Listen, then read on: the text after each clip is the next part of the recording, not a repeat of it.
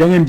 jëf mbokki ñaari waxtu jot na sëkk fii ci Walf TV bismillah ci xibaar tisbaar gi li ci gën a fës te ñu am yéene fam fàcc ko dara doxatul ci hôpital Abass Ndao gannaaw liggéeykat yi tey ji nag waa coalition ànd dëgg sëm ñu ay ci lëf ki seeni kàddu lañ yëkkati ñuy saako ci kilifa yi ñu saafara nu mu gën a gaawee problème bi am ci Abass Ndao defuñu ko Abass Ndao kon dana yënguwaat ci biir xibaar yi daa ngeen ci dégg leer yi nga xam ne ni moom lañ ci indi ñi moom ay liggéeykat lañu woon nekkoon ci industrie alimentaire yi ab dogal mu bàyyi ko seeni kilifa yi daal di leen licencier boobu ba léegi ñu ngi xaar ñu fay leen seen droit mbir yi te këcc seeni kàddu lañ njëkk di sàkko ci kilifa yi ngir lu ni mel di jël ci ay matukaay ci biir xibaar tam da ngeen ci dégg leer yi nga xam ne ni moom lañ ci indi ba tey ci wàllu xibaar askan wa dëkkee fële ca Matam rawatina ci lu wër dex ba xamatuñu luy dund di saf dex bi moom fees dell daal di dagg seen yoon ya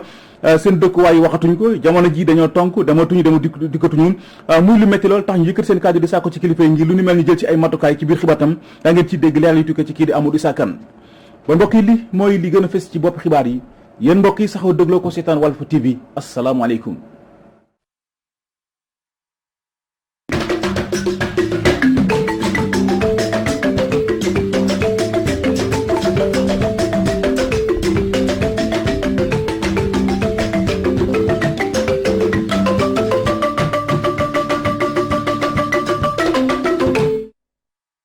ci xibaar yi hôpital Abass Ndao fa la ñuy jëm wax ci junoo gi nga xam ne meeku nañ ko fa mu dox ci diggante ñi nga xam ne ay liggéeykat lañu ak ñi nga xam moo jiite kër ga gannaaw sax ba lenn ci liggéeykat yi wàcce démb ci mbedd bi di wane seen bopp tey ji nag ñi nga xam ne waa coalition ànd gësëm ñoom ñoo ay ci lëf ki seen i kàddu la ñu yëkkati di sàkku ci kilifa yi ngir ñuy wax ak seen directeur ba fa nekk defuñu ko ba mayul faju dootul am foofee ci hôpital ba lu jëm ci kàddu yooyu lu jëm ci information boobule ñu ngi may xamal ne yembagul daañu ci jot incha allah rabbi ci sunu yeneen i jotaayu xibaar yeneen liggéeykat yu nekk ci ay jafe-jafe ñoom ñoo di liggéeykat yi nga xam ne ni ñoom ñoo doon yëngatu ci industrie alimentaire yi dañ leen a dàq te boobu ba léegi ñu ngi daw ngir ñëw fay leen seen i droit mbir te këcc ab ndaje nag lañ doon seq tey ak taskatu xibaar yi ci siège u FRAPP dégage ñoom daal la ñuy sàkk leen la mooy ñu fay leen seen i droit Serigne Diaw moo wax ci seen kàddu ñu teewlu ko ci micro Abdou Khoudoss Diallo. li waral suñu ñaxtu bi mooy ci entreprise bi nga xam ne moom lañ tuddee Satrec Vitale ak Ardo ñun tey collectif bi ñu formé nii dañoo nekkoon foofu doon liggéey ñu dàq ñu fa dàq boo xam ne ni awul ci yoon bu ñu jëlee fu ci mel ni Satrec Vitale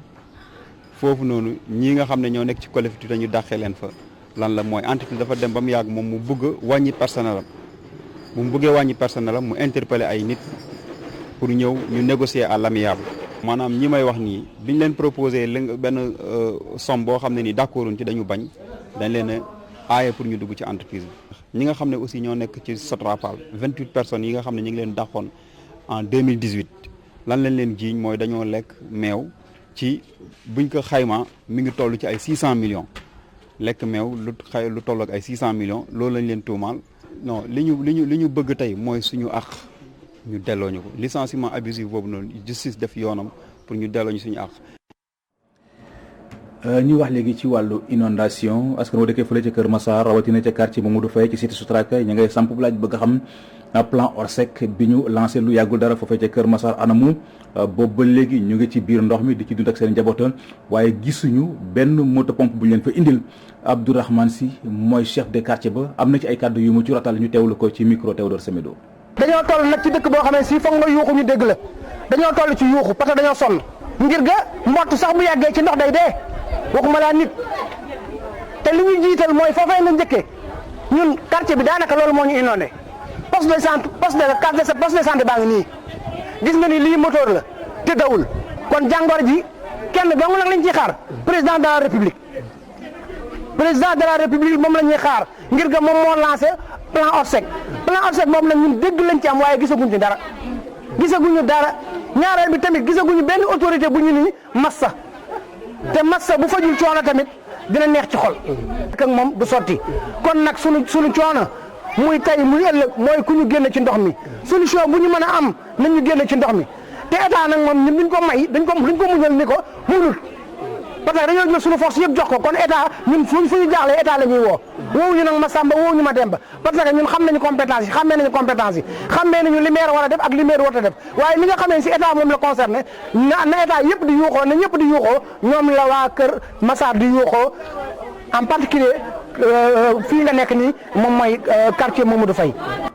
bu amee nag ñeneen ñoo xam ne ñu ngi dund ay jafe-jafe ci nawet bi ñoom ñoo askan wa dëkkee fële ca Parcelles Assainies rawatina ci unité 15 ak 16 ndoxu foos yi moo joxasoog ndoxu taw yi rogalaan daal di utili seen dëkkuwaay yi lee situation bu metti moom la ñuy dund jamono ji ba tax ñu sàkku ci kilifa yi ñu gestu leen kon ndax sonn nañu Serigne Gueye Ibou Gueye doxantu ji woon nañu fa ñu teewlu leen ci reportage. askan wi yeewoo ci unité 15 ak unité 16 bu Parcelles Assainies kenn demul ñu des ci mbënn mi ñu nemmeeku fan yi daanaka ci réew mi yëpp ci mbedd ma xaajale ñaari quartier yooyale ndoxum taw bi moo jaxasoo ak ndoxum foos yi. foos moo fi ball di ñëw fii chaque jour sonal nañu trop yàgg na nag fii moom tali bi moom depuis yàgg na am na mën na fukki at sax wala ma passé ko waaw heure bu ne gars yi daal bu ñu ñëwee daal def gas fii defar fii parce que duñ fi def dara. waaw ñaata at ñun dañoo sonn trop ñun ñu dëkkee parcelle fii sax toujours dañ koy baare oto yi duñ fi mën a jaar.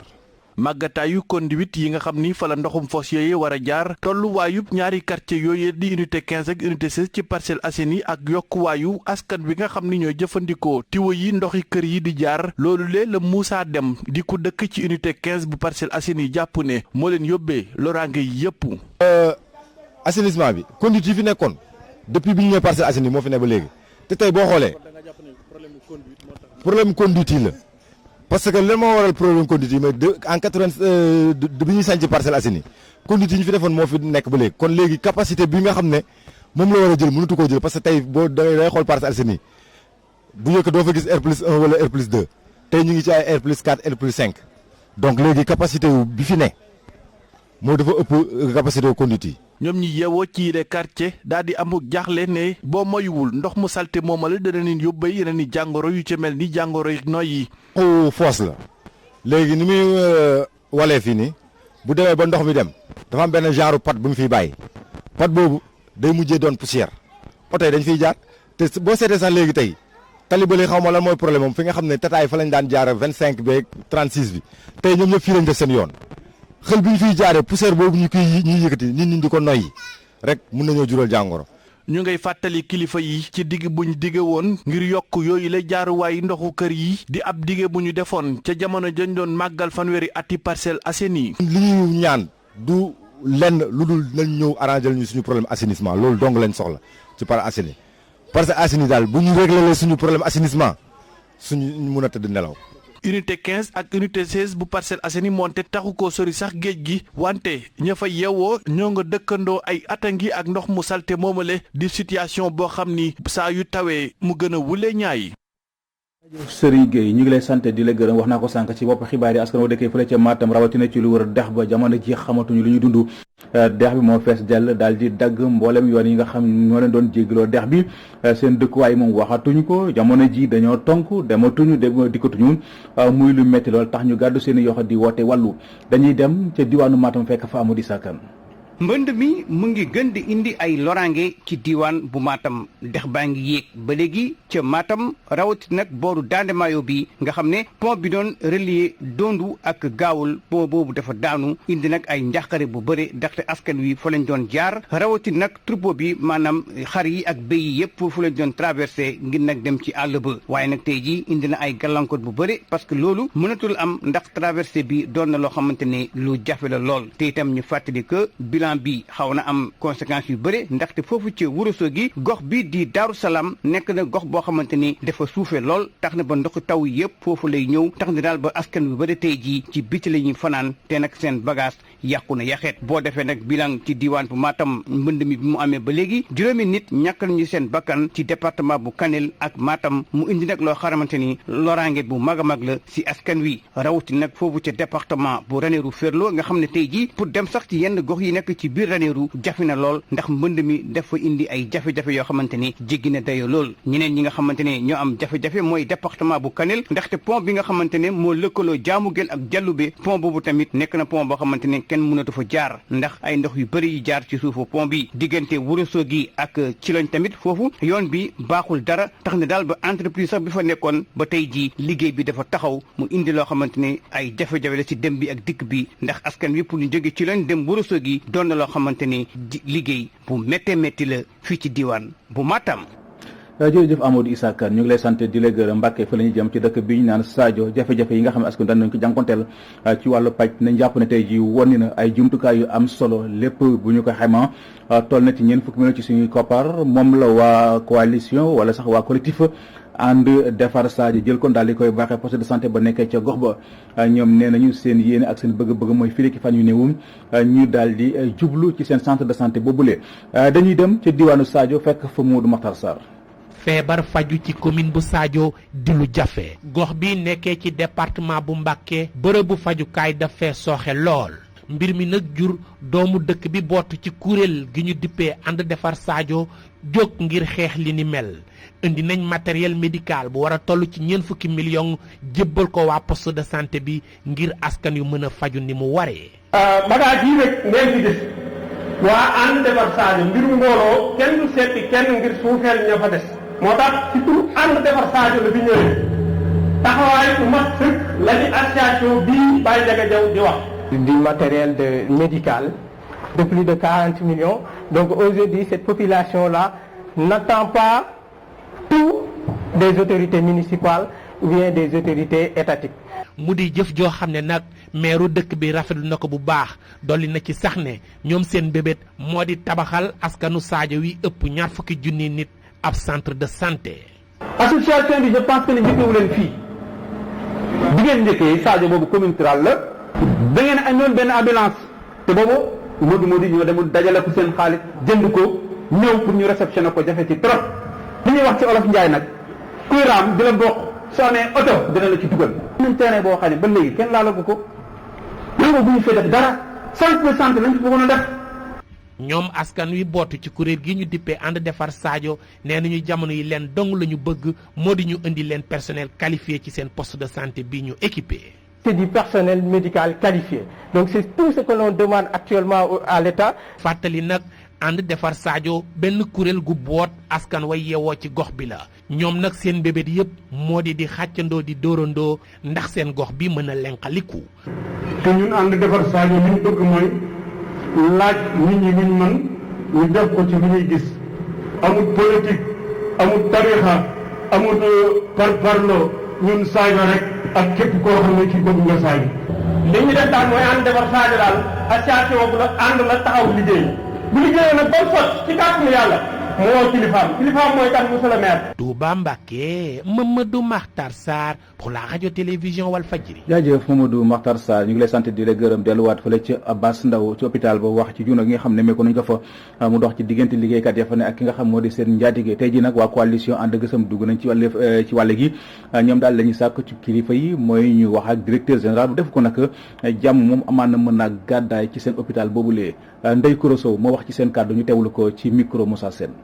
tey dañu fi daje woon ñun waa ànd gësëm section hôpital Abass Ndao di leen xamal ne rek li war a daje bi mooy am na 2 semaines yoo xamante ne hôpital bi dafa yëngatu ñu am nag yoo xamante ne dañ ko nemmeeki woon ci biir kër gi muy ay surfacturation ay marché clientèle yoo xamante ne ay nu muy personnel bi dafa leen yemalewul ci jël gi waaw ñu dem ba lu mel ni service laboratoire amatul ay consommables rupture bi c'était presque total ñu dem ba gis ne it hôpital Abass Ndao di EPS niveau 3 ñu seetlu fa benn chantier boo xam ne dafay liggéey ay xeeru pavage bu guddee ñu di ko yeb ci ay camion di ko génn di ko jaayi loolu yëpp ñun ñu bëgg mu leeralal ñu ko looloo tax ñu ne nag mercredi 16 septembre 2020 City jeudi 17 septembre 2020 grève générale d'avertissement vendredi 18 septembre 2020 évaluation ànd gësëm invite les autorités à prendre toutes leurs responsabilités pour mettre fin à ce conflit qui a fini d'installer un climat délétère au sein de la structure. Je vous remercie. mu ngoog loolu di ay kàddu yoo xam ne ñu ngi ko nangoo ci kii di Ndeye Kouro Sow ab fatwa moom la sëriñ daara yi nekk ci biir réew mi ci daje ci kuréel gi ñuy duppee aar daara def jëmale ko ci Ndeye Saly Diop Dieng muy jëwriñ ju ñuy dénk njaboot ak tuut tànk yi moom ak ki nga xam ne ni moom moo di Ñoxo Baye Diouf jiite banqaas bi toppatoo xale yi lee njiital réew Macky Sall la ñu sàkku su fekkente ne bëgg na leen mu tekki seen ndombay tànk defu ko ñoom daañu xam ni defek ñoom amuñu lu dul daara kon képp ku taxaw di xeex daara nañ jàpp ne ñoom ab noonu lañ la jàppee loolu kon ñu ngi ko xamle ci ab ndaje mu doon seq démb ak taskatu xibaar yi Serigne Khadim Ndiaye moo wax ci seen kàddu ñu teewlu ko ci micro Théodore Semedo. alquran it ñi koy jàng te génn ci daara ji ak ni ñu mel ñooñu nga xam ne amuñu complexe su kenn nangoo liggéey te bàyyee nit ñi lañ yor ñooñu duñu raamalub tubaab ndax dem nañ ba Casamance fekk fa ay daara seeni pick-up préfet ànd ca ay policier ànd ca ñu dem jël ay xale yóbbu leen ci ay centre nga fekk leen fa ne conditions yi baaxu ci koo xam ne soxlawut la nga yor ndax la muy bay ca lay dund mbokk yi loolu yabaate weesuwu ko ñoo ngi seetlu ñun ñëpp amul jeng ci lu amul dëng ne mi ngi amee ci gouvernement président Macky Sall ci anam goo xam ne kenn mësu koo gis gu ni mel koy xeexe daara ci anam gi ci taarixu Sénégal dañ wax ne le président de la république donc lay xamal ne jaadu na nga xoolaat toog yi nu ñu nga dénk ñëpp bu fekkente ne li ñuy def ànduloo ci ak ñoom moo xam ONG yi nga xam ne këyit wañ yor état leen ko jox bañ sañ a def la ñuy def te buñ laaloon sa sees boobu wala ñu tudd la bu la neexee suba duñ génn kon biñ laalee daara ji nga xam ne waa réew mee ko gëm te ñoo la fal mi ngi laaj nga xoolaat toogaay boobee ak taxawaay yang te war a jël nga jël ko duñ la ko dicté ndax yaa nu ko gën a xam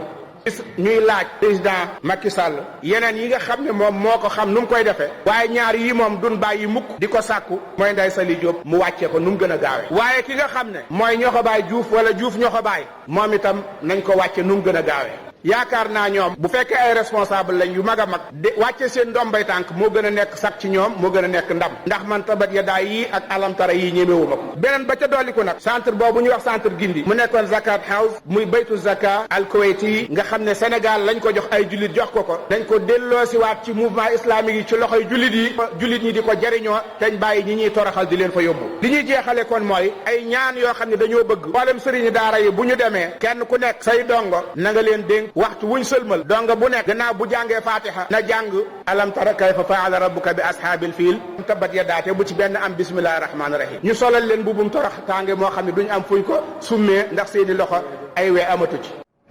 mu ngoog loolu day kàddu yoo xam ne ni ñu ngi ko nangoo ci Serigne Khadim Ndiaye waaye du Serigne Makhtar Ndiaye waaye Serigne Khadim Ndiaye la gannaaw Pikine Ousmane Sonko mi jiiteel Pastef ma nga nekk woon démb fële ci diwaanu Ziguinchor ngir nemee ko njaboot yi nga xam ne ni ñu ngi dund ci biir ndox mi profité na si kon daal di ñaawlu suufas ñaagis bi ñu jàpp kon di ko caxat-caxatee te muy jàpp ne du kenn ku dul maire ba ak administration ba fa nekk moom jiiteel Pastef li mu ngi sàkku kon ci nu mu gën a gaawee ñu bàyyi doomi ñaagis ñu teg loxo boobu ak léegi toll na ci weer ak lu tekk dañuy dem ci diwaanu Ziguinchor fekk fa Amady Khalil Diémé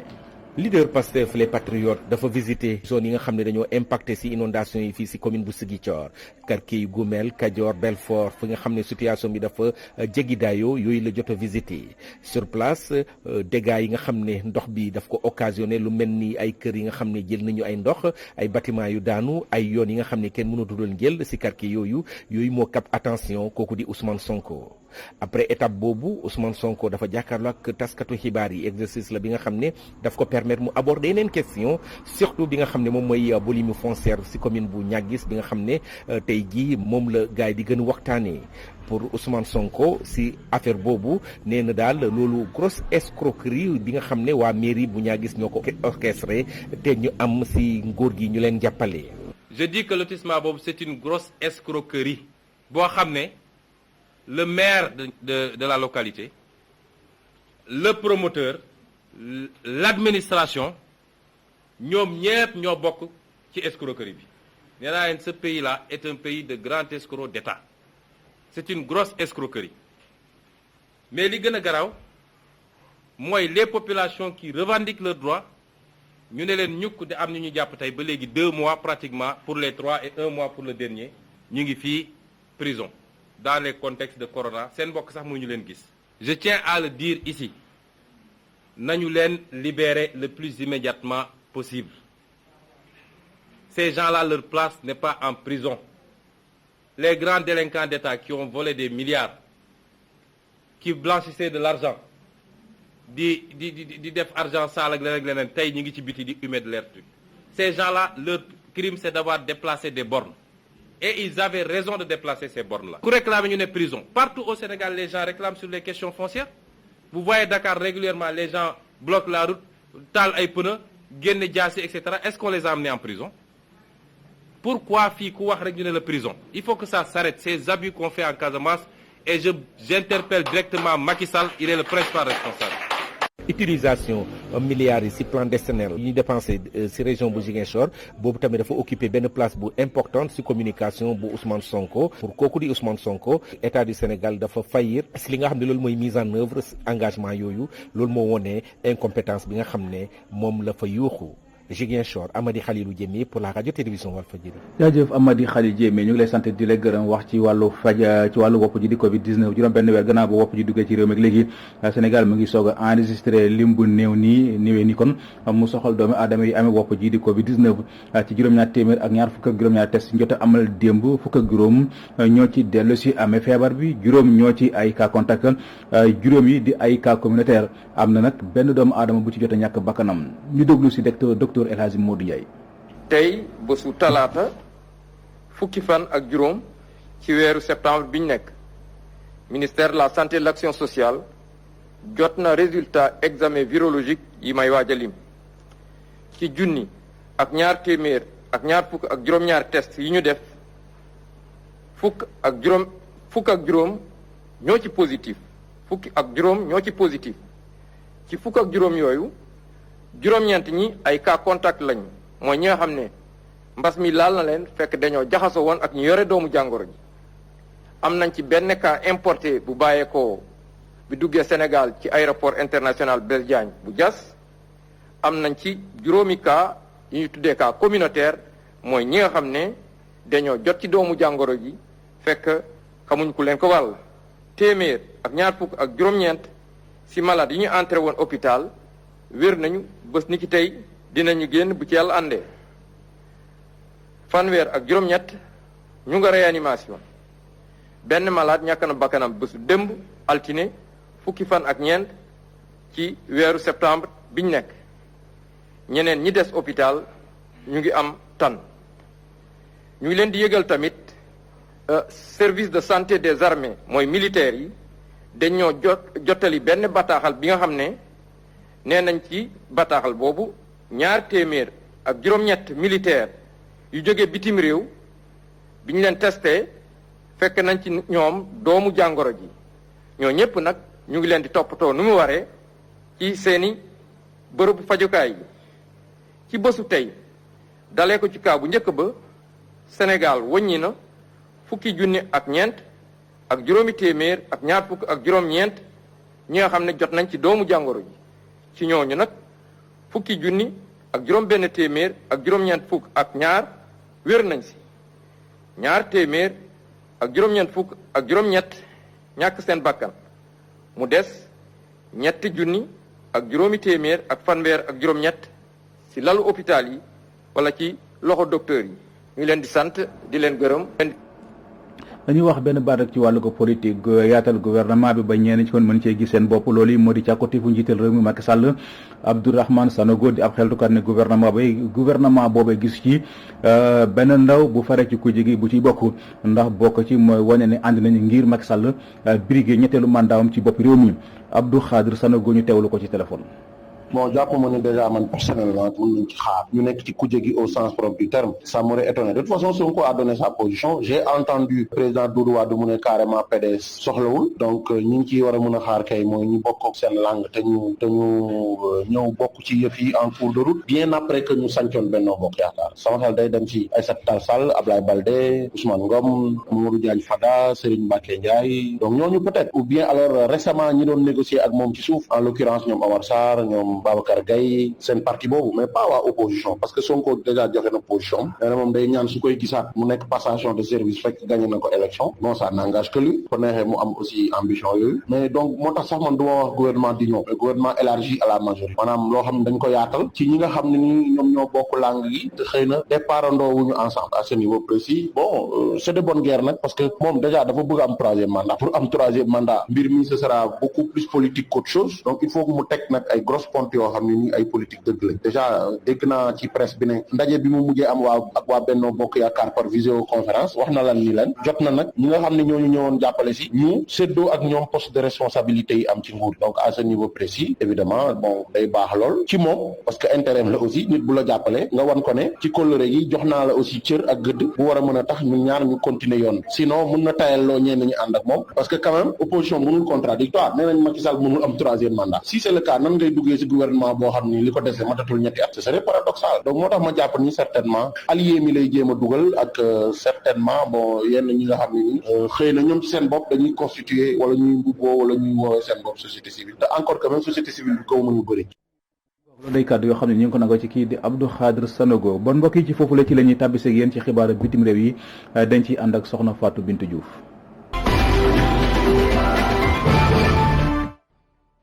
ñu daal di doon xibaaru biti réew yi ak élection tànneefu njiitu réew ca Côte d'Ivoire conseil constitutionnel daal dina siiwal candidat yi nga xam ne ñoo nar a jongante ci yile élection ñeent cote la daal di nag jàpp ci ñeent fukk ak ñeenti candidat yi daal di déposer seeni candidature mu mel ni nag Guillaume Soro ak Laurent Gbagbo daal di nañu nag dàqandi seeni candidature waaye seeni farando ci jamono ji ña ngay sàqu ngir cour constitutionnel daal di xoolaat anam ba mu jëfee li ni mel la cour constitutionnel bi daal di fësal jëm ci li mu dàqandi li nga xam ne moom moo di candidature bu Guillaume Soro ak Laurent Gbagbo mooy li seen loxo setut benn yoon ci wàllu justice waaye tamit condamnation yuñ daal di gàlloo. ñu wutali ci Mali niki tey jii ca la ñuy sóobu ca waxtaan yu jëm ci diggante takk der yi ak njiit ya nekk ca CEDEAO mu mel ni niki tey jii la àpp ba nga xam ne CEDEAO daal dina ko sampoon ngir junte bi daal di jébbal transition bi ab civil mu mel ni nag yooyee càquteef ci waxtaan bi nga xam ne sóobu nañ ko woon ca Mali dañ ko dàqandi fukki weer ak juróom-ñett la transition bi daal di sàqu ngir ñu defaraat réew bu Mali waaye sanction yi nga xam ne CEDEAO daal dina ko tëral teggiw ko benn yoon waaye niki tey jii danañu xam fan la wànnent di mujjee ki gëttam ndax CEDEAO day mujj bootu ca gannaaw junte bi ngir ñu xool anam ba ñuy doxalee réew mi waaye nag duñu beddi benn yoon mouvement M5 am na ay lënt-lënt ci biir mouvement bile. ñu jeexal xibaaru biti réew yi ca Algérie niki tey jii taskatu xibaar bi di Khaled Drareni ma ngay xaarandi ëllëkam gannaaw nag ba ka caabi féetee gannaaw ñu koy toppee daal di yee fitna waaye tamit bootu ci gannaaw ay manifestation moom niki tey jii nag gannaaw ba procureur ba sàkkuwee woon ñu tëj ko ñetti atu kaso niki tey jii dana xam ndax dañ koy oyofal daan yooyee wala sax dañ koy bàyyi mu dellu këram moom Khaled Drareni bëri na tey ñi koy jàppal tànk jëm ci anam yu ñu xoqatale taskatu xibaar yi ca réew bu Algérie ci noonee sax ab communiqué mu ngi daal di fësal ni réew bu Algérie si jamono ji li ñeel liberté de la presse dafay deltu gannaaw at bu nekk. jërëjëf soxna Fatou Bintou Diouf ñu ngi koy sant di ko gërëm mbokk yi kon ci foofule ci la ñuy tàbbisi ak yéen ci ñaareelu xaaju xibaar yi benn ponk la te mooy li ci yéenekaay yi ki ko nafar Mouhamadou Biteye la. dal leen ak jàmm ndax àndi jeyante tàggoo jëwante muy bëgg a am rek ci diggante Bougane Gueye Dany ak kii di Ousmane Sonko am déet tribune yéen kaay nañu bu dee du loolu itam day sagar tàmbali naa xeeñ ci seen diggante nde Ousmane Sonko ci boppam ay gaarwaale yu mat sëkk la yóbbante Gueye Ndioro Bougane Dany ca Ziguinchor ga mu demoon journal bi nañu ñetti fan yi Bougane Gueye Dany wàcc ci askan wi loru ci mbënn bi rek di leen jàppale ci alalu boppam te yàlla rek tax def ko ci Ndakaaru ak ca Ndërgéej boole ko di sàkku rek ci ay moroomam yi yëngu ci wàllu politique ñu bañ a prox ndollu ci coono askan wi di wut rek nu ñu daagaane seen baat moom moo metti Ousmane Sonko mi ko dëkkee ci jamono ji ba mu ne daal waaye politique bu ngësam li indaale mu yor ay milliards yaakaar ne rek mën naa laaj réew mi te parrainage bu mat sëkk sax mënu koo am amul leen lu mu leen mën a jàngal mbaa rek mu leen koy diggal tribune yéen kaay nañu Ousmane Sonko day Bougane Gueye Dany ci boppam moom lay gaaruwaale te tuddul turam waaye nag dafa gàtt xel moom moo tax rek muy gaaruwaale Bougane Gueye Dany wala rek muy fëkk jëf xanaa daa fàtte ne rek jëmmam ji moom moo taxoon rek ñu coupé signalu Sen TV bi Walfadjri yéen kaay nañu Ousmane Sonko daal ay dàllam la sol rek jamono ji di wër nag ñu loru ci mbënd mi di leen boole ak Macky Sall ngir rek ñu xam ne li leen dal nii du kenn ku dul Sall ngaari lam tooro bur gédé journal bi nañu gannaaw rek bi mu matalee nag ay tànk ne mekkoom ci banlieue bu Ndakaaru rek ci la ak ji ci Ziguinchor waaye nag dara la fa mayul rek njiit réew mi Macky Sall ci troisième mandat bi ak rek ci mbiru Casamance exclusif nañu mbiru troisième mandat bi moom Abdoulaye Makhtar Diop ci boppam daf caa ànd nag ba noppi rek di may doole Macky Sall ngir rek mu ngoy ci bu baax a baax journal bi dañu grand sëriñ bu Ndakaaru day dane nag coow lee fi nekk rek waaye nag benn njiit réew ci boppam warta nangu rek ñu koy wutal nag àpp ci ay mandat am ndekat kenn ci njiit réew mi munta liggéey bu rëy ci réewam rek ci diir bu gàtt at mu teg ci nag moom grand sëriñ di sàkku rek ñu amal ay référendum werante bi jeex tàkk tribune yéen kaay nañu Macky Sall moom jamono ji day gouvernement bu yees nag lay waajal te rek mi ngeeg listam ba noppi noddu jëwrinam yu yees yi rek ka ci des sa Walfadjri yéen kaay nañu bu dee ne rek gouvernement d'union nationale la Sall gaari lam tóora burge da bëgg day bu yóbboo nag xam ne du yomb nekkat du kenn rek ci ku jëg politique gi ku ci bëgg a bokk yéen kaay bi samp ab laaj naan rek ana lan moo tax rek ku jëg politique gi di daw gouvernement d'union nationale suñu naataango Charles Gaye ki jénne loolu day jarul laaj ca tontu gi leex na naññ muy Mamadou Lamine Diallo di rek Thierno Alassane Sall Ousmane Sonko Idrissa Seck Khalifa Sall ak kii di Karim Meïssa Wade day du kenn ci ñoom rek ku bëgg a taq nag ci bilaa Macky Sall ba ci rek Abdoul Mbaye réew mi quotidien nañu moo ne day gouvernement bu bees bi muy nas ak rek poste premier ministre bu mu bëgg a indiwaat moom mooy mbaal mi mu yaakaar ne daal mën na koo may troisième mandat Dakar Times ne du yomb de ndekat waa réew mi ci boppam ñoo ne day dara baaxul nag ci ni Macky Sall yore réewum Sénégal waa OCDE ak cabinet Gallup day ñoom ñoo def xayma gi ne mel 24 heures yéen kaay nañu moo ne day njiit réew mi ci boppam war naa tëral nag ay feem ngir rek joyantewaat politique réew mi ba mu neexaat askan wi waaye nag di yoonal troisième mandat dindi poste premier ministre di waajal gouvernement élargi bu amul benn njëriñ ak rek dàqat nag li di wootey bokk moomeel yi jëmalewul politique réew mi kanam critique yéen kaay nañu wootey bokk moomeel yi ci boppam day dàqaatam moom taxaw da ba noppi ndekat juróom-ñaari weer dong moom moo ci des nag ñuy waxu rek auditer fichier électoral bi te loolu kese mën naa taga témbel wootey Ousmane Sonko ne ci Walfadjri yéen kaay bu yóbboo rek waa réew mi xam ne daal wootey bokk moomeel yi ak yu njiit réew mi moom la ñu fas yéene boole ci atum 2024 nde loolee la président Macky Sall bëgg te loolu lay nas waa réew mi quotidien ne nas lu fi jëlee rek mbënd mi moom mooy nag li waa réew mi soxla ci jamono ji ndekat taw bi mu taw démb rek defati na fi gaaf source a nañu Macky Sall ci boppam Moustapha Niass Aminata Touré ak kii di Aminata Mbengue Ndiaye day dafa mel ni rek yëgulu coono gi askan wi di dund ci mbënd mi ci jamono ji ndekat du kenn ci ñoom rek ku ci sol dàllam xuus ci ndox mi seeti ji leen ngir masawu leen tawul coow na ci direct info adduna mën a dox ndax nag mbënd mi Abdoul Mbaye topp di coow rek ak di sànni xeer Macky Sall amoon na fi ci atum 2012 te booba day moom Abdoul Mbaye moo fi nekkoon nag jëwriñ ju njëkk di tontul Macky Sall ak rek dajale ay koppar ci askan wi ak ñenn ca bitim réew ku ci mel ni sax Alassane Ouattara joxe woon na ay kopparam bon tey jii nag dafa waroon a wax rek askan wi fu mu dugal alal jooju ci réewum Sénégal njiit réewum Sénégal gi fi nekkoon di Abdoulaye Wade observateur nañu fi mu toll ni day kenn déggatu ko kenn gisatu ko te du jikkoom waaye nag bi mbas mi duggee ci réewum Sénégal ñaari fan ci weeru mars ba tey day dafa daal di lëlu rek ca këram ga nekk ca corniche ba lël gàngooram ca Fann résidence kenn du ko seeti lu dul rek ñenn ci ay jege ñaale journal bi dañu bu ñu yóbboo rek ne atu réer na te jéema nag taaxirlu ana kañ lay feeñ li feeñ ci baccalauréat ren ji Sud Quotidien nañu moom mooy ay résultats yu baax donte nag ci jamono yi Covid 19 bi rek lañ ko defee journal bi dañu moo taxit day ñi ngi xaaraat beneen défi te moom mooy nag ay résultats yu baax ci BFM bi source a nañu baccalauréat bi moom am na ci benn gone gu jigéen gu ñu naan rek Aïssata Diallo moom toj na ko ndekat dafa wanoon lor waaye nag ci ñaareelu fanu examen bi ci la daal di wësin bàyyi fa liir ba daal di dellusiwaat eggale examen ba noppi nag jiitu ca centre ba mu doon dafay examen ak mention bien très bien ci li séeréer di doxalee ci wàllu taarixam ci jigéen juy am jëkkër la vox populi nañu buñ lay takk day dañ lay daal di defal lu ñu naan rek ndut nga daal di dugg ca biir ñu jàngal la fa rek naka ngay nekkee ci sa néegu sëy ngir rek nga mun a mat soxna bu baax a baax lu ko may rek dañu lay daal di béddi nag ci seen biir lu ñuy def rek doo ci bokk te itam doo lekkandoo mukk ak jigéen ñi nga xam ne jaar nañ ci ndut li jaar Sénégal ci wote njiit réew mi du génn muy rek mbiru parrainage ba gàllankoor candidat yu ci bëri day moom moo jaar ca Côte d'Ivoire jamono ji la quotidien ne kaay dañu parrainage bi day faqasal na fa lu toll ci ñeent fukk ak benn candidat ñeent dong ñoom ñoo jàll tey ñi jàll day bokk na ci Alassane Ouattara ak kii di Henri Konan Bédié waaye nag Laurent Gbagbo ak kii di Guillaume Soro moom parrainage bi daf leen a bedd ci wote ya Kalidou Koulibaly Ismaïla Sarr Mamadou Niang ak kii di Keita Baldé sad yéen kaay nañu seen dara leeragul ci mercato bi journal bi nañu Kalidou Koulibaly dafa mel ni rek ay mbiram moom day bëgg a yàqu nag ca Manchester City ndax nag ñoom waa Manchester City day ñi ngi ootal kii di Jiménez Ismaïla Sarr moom di xaar waa Liverpool ci été bi rek wala ci weeru janvier Keita Baldé ñu bëri bëgg nañ ko ci club yi waaye du kenn ci club yi rek ku ci waxagum lu leer may laaj rek ndax yaakaar ngeen ne ñii moom mercato bi dañ ci mun a mucc am déet. muy laaj bu sampo jërëjëf Mouhamadou Biteye ñu ngi lay sant di la gërëm kon mbokk yi lii moo doonoon li furuse woon ci wàllu xibaar ñu ngi sant di gërëm bu baax a baax Modou Fall mi fare woon ci xarale gi ci kaddu gi seen mbokk Seydina Oumar Ba ñu leen di ñaanal mucc gu sax te ànd ak xéewal yàlla na ko yàlla tuur ci askanug Sunugal yéen ak jàmm.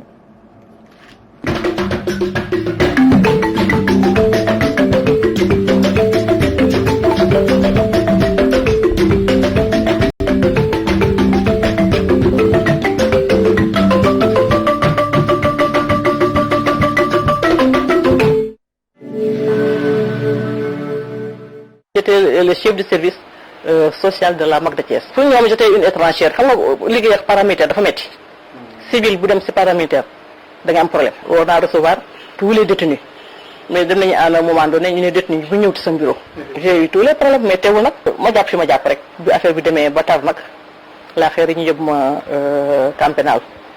se condamné ya xëy na peut-être dañoo yaakaaroon dañu may punir mais moi je ne travaille pas pour les gens je travaille pour ma nation. Mosuma am problème ak détenu soit ñooy problème rek personnel bi laa ko amel bokkuñu vision xam nga ñoom c'est la côté répression man c'est la côté social. ñeenteelu anniversaire mutinerie bu Rebeuss doon suñu prétexte ngir waxtaanee prison yi fii ci Sénégal bi yoon nag ñu ciy dalal madame Fatou Diouf Samb ñu gën ko xam ci Mathieu assistante sociale de l'administration pénitentiaire à la retraite ñu sukkandiku nag ci livre bu bees bi nga xamante ne bind na ko livre boo xam ne sax mi ngi ciy jot ay menaces ngir bañ ko publier waral kon ñu war a waxtaanee lu jëm ci wàllum surpeuplement muy kaso yu fees yi lu jëm ci alimentation détenu yi wàllum lekkin gi naka la tëddee ci biir kaso bi torture yi ñuy wax en milieu carcéral ndax lu am la waaw wala déet détenu yi faatu yi ci kaso yi ana lan moo koy waral lenteur judiciaire muy yéexaayu atte yi ak dossiers yi traîné ci tribunal yi lan moo ko waral lan mooy sax responsabilité ñi nga xamante ni ñoom ñooy administration pénitentiaire ministère de la justice ak sax ñoom ñi nga xamante ni ñoom ñooy les acteurs de la justice kon ñu ngi leen ciy jox rendez-vous en direct mardi bii di ñëw sur Walf TV dans Balance l'émission des sans voix.